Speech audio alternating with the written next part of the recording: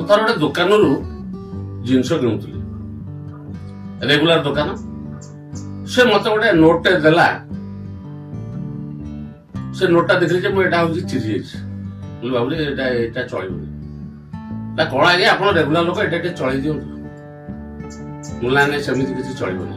ଜୀବନରେ ତିନୋଟି ଜିନିଷ ଚଳେଇ ହବ ଆଉ ବାକି ତକ ଚଳିବନି। ନା ଆଜ୍ଞା ତାହେଲେ ସେ ତିନିଟା ଜିନିଷ କଣ? ମିଠା ଆମ୍ବ ଯଦି ହୋଇଲା ପକା, ବୁଢୀ ହାତ ଯଦି ଧଇଲା ଟୋକା, ଯେବେ ହୋଇଗଲା ଭାତ ନକେଇ, ଦନେଇ କହଇ ଦିଅ ଚଳେଇ।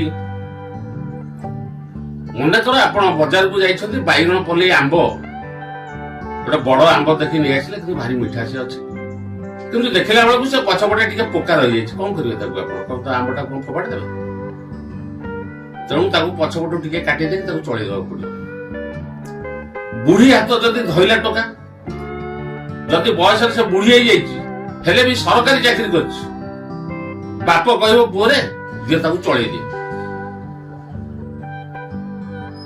ଆଉ ଗୋଟିଏ ହେଲା, ଯଦି ଆମେ ଭାତ ବସେଇଛେ, ଭାତ ଟିକେ ନକେଇ ହେଇଗଲା, ଆଉ କଣ ଭାତ ଆମେ ଫୋପାଡ଼ି ଦଉଛେ?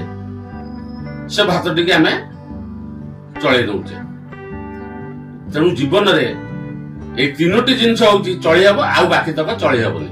ଜୟ ଜଗନ୍ନାଥ।